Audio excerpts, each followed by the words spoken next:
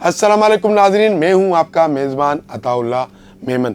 आज हम इंतहाई अहम मौजू पर बात करने वाले हैं। मौजू ये है कि सिंध के इक़्तिदार की भाग दौड़ वज़ीर आला सैयद मुराद अली शाह के हाथ से निकल कर किसी और के हाथ में चली गई है और अब सिंध हुकूमत के मामलात सिंध में नहीं चलाए जाएंगे, सिंध हुकूमत के मामलात किसी और जगह से चलाए जाएंगे। और वो शख्स कौन है, सिंध हुकूमत के मामलात कौन चलाएगा, आज हम इस पर बात करेंगे।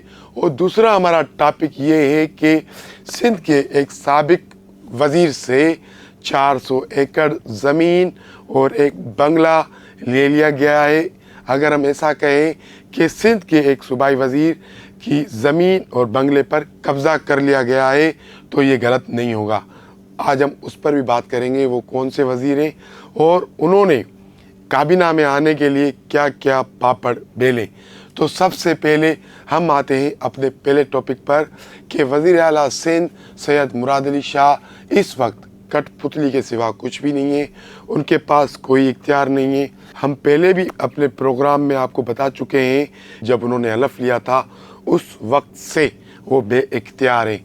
किस तरह है कि वालिद और बेटे की जो जंग चल रही है, सर्द जंग चल रही है आसिफ अली जरदारी और बिलावल भुट्टो की, उसमें जो पीस रहे हैं वो हैं सैयद मुराद अली शाह। सैयद मुराद अली शाह को वज़ीर आला बनाने में बिलावल भुट्टो का हाथ था, लेकिन आसिफ अली जरदारी नहीं चाहते थे किसी तरह भी मुराद अली शाह वज़ीर आला बन जाए।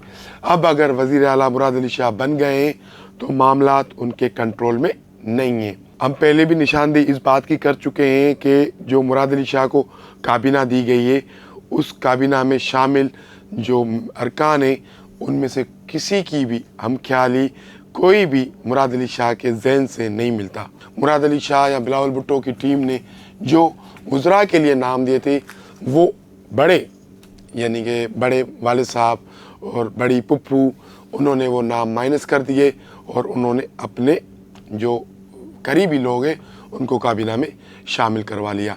तो मुराद अली शाह के इख्तियारात का अंदाज़ा उसी दिन हो गया था जब काबीना की पहली खेप ने हलफ उठाया, और जब काबीना की दूसरी खेप ने हलफ उठाया तो 100% यकीन हो गया कि मुराद अली शाह ज़्यादा अरसा अब चल नहीं पाएंगे। सिंध में जो अमन अमान की बिगड़ती हुई सूरत हाल है, कराची में जो स्ट्रीट क्राइम्स हैं और वज़ीर आला सिंध सैयद मुराद अली शाह की मुसलसल खामोशी पर सदर ममलकत आसिफ अली जरदारी ने इस बात का नोटिस लिया और उन्होंने वज़ीर आला, IG, चीफ सेक्रेटरी और दीगर जो काबीना के अरकान हैं उनको, सिक्योरिटी इदारों के एहलकारों को बुलाकर अपने पास एक इजलास किया और उस इजलास में बड़ी सख्त हिदायत जारी की कि मुझे सिंध में किसी तरह भी अमन अमान चाहिए, मंशात फ़रोशों के ख़िलाफ़ भरपूर ऑपरेशन चाहिए, मुझे सिंध में कानून की अमलदारी चाहिए। तो अब ऐसा लग रहा है कि सदर ममलकत आसिफ अली जरदारी ने सिंध हुकूमत की कमान बाज़ाब्ता तौर पर अपने हाथ में ले लिए। अब सिंध के मामलात आसिफ अली जरदारी चलाएंगे, मुराद अली शाह को सिर्फ हिदायत जाएंगी कि आपको उठना है, बैठना है, सोना है, खाना है, बाकी क्या करना है वो तय सब कुछ आसिफ अली जरदारी करेंगे। उनको करना भी चाहिए क्योंकि आसिफ अली जरदारी एक बहुत सीनियर सियासतदान है और एक मंजे हुए सियासतदान है। सिंध की सियासी सूरत हाल, समाजी सूरत हाल, मुआशी सूरत हाल से बखूबी आगाह हैं और जिस तरह मुसलसल 3 टेन्योर उन्होंने सिंध में हुकूमत के मुकम्मल किए, चौथा टेन्योर उनका शुरू हो गया है, तो ये सब कुछ आसिफ अली जरदारी की वजह से हुआ है।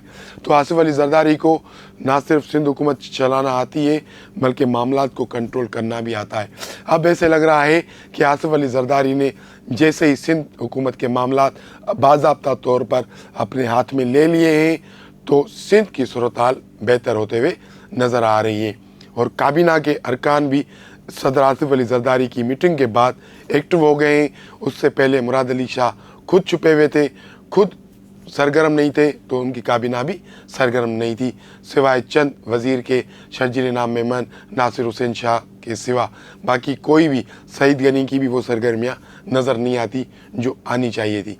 लेकिन आसिफ अली जरदारी की मीटिंग के बाद पूरी काबीना मैदान में उतर चुकी है, बड़ी सरगर्म नज़र आ रही है। सीनियर सूबाई वज़ीर शर्जील नाम मेमन, सीनियर वज़ीर सैयद नासिर हुसैन शाह और सीनियर वज़ीर मोहम्मद अली मलकानी और दीगर जो वज़ीर हैं वो एक्टिव हो गए हैं और वो मैदान में उतर गए हैं और उन्होंने बाकायदा अपना काम शुरू कर दिया है। अब ऐसे लग रहा है कि आने वाले दिनों में सिंध के अवाम को कुछ अच्छा रिज़ल्ट मिलेगा। अगर आसिफ अली जरदारी मामलात को देखते रहे तो हो सकता है कि सिंध हुकूमत कुछ बेहतर परफॉर्मेंस कर पाए। अब हम आते हैं अपने दूसरे टॉपिक पर। इतलात ये आ रही है कि साबिक सूबाई वज़ीर ख्वाबों के बादशाह मंजूर वसान की ठट्ठे में ज़मीन है 400 एकड़ और एक ज़बरदस्त बंगला, उस पर कब्ज़ा कर लिया गया है। कब्ज़े से मुराद ये है कि एक ज़मीन जो आपकी है लेकिन अचानक से कोई आ जाए और वहाँ बैठ जाए तो इसको कब्ज़ा ही कहते। अब उसकी तरदीदें आएंगी, वज़ाहतें आएंगी कि ये कब्ज़ा नहीं है, ये तोहफ़ा है, लेकिन इसको कब्ज़ा ही कहा जाता है। कराची के इंतहाई सीनियर सहाफ़ी शकील नाइच ने इंकशाफ से भरी एक खबर ब्रेक की है कि साबिक सूबाई वज़ीर ख्वाबों के बादशाह मंजूर वसान की ठट्ठे में 400 एकड़ ज़मीन और एक बड़े बंगले पर कब्ज़ा कर लिया गया है। बकौल उस सहाफ़ी के कि बड़े साहब के बच्चे किसी दौरे पर, किसी विज़िट पर ठट्ठे की तरफ गए तो उन्होंने ये बंगला देखा और उनको वो बंगला उनके दिल को भा गया। जब उन्होंने बंगले के आसपास वो ज़मीन देखी वो भी इनके दिल को भा गई।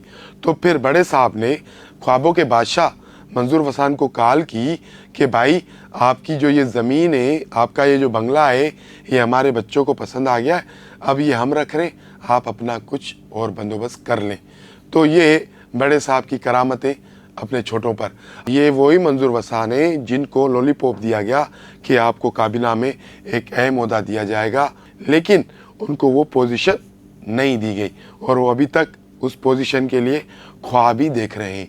और एक इतलात ये भी हमारे पास पहुंची है, ज़राए ने हमें ये बताया है कि एक महफिल में बड़े साहब ने किसी दूसरे साहब के साथ बैठे हुए मंजूर वसान को कहा, आपको पीपल्स पार्टी सिंध का सदर बनाना चाहता हूं। तो बड़े साहब ने मंजूर वसान के साथ बैठे हुए शख्स जो अब सेनेटर है उनको कहा कि आप मंजूर वसान को समझाओ, मैं इसको पीपल्स पार्टी सिंध का सदर बनाना चाह रहा हूँ, लेकिन ये मान नहीं रहे। हमें ज़राए ने बताया कि उस वक्त मंजूर वसान ने कमर पर हाथ रख कर कहा कि मेरी कमर इजाज़त नहीं देती कि मैं इतना बोझ उठा सकूं।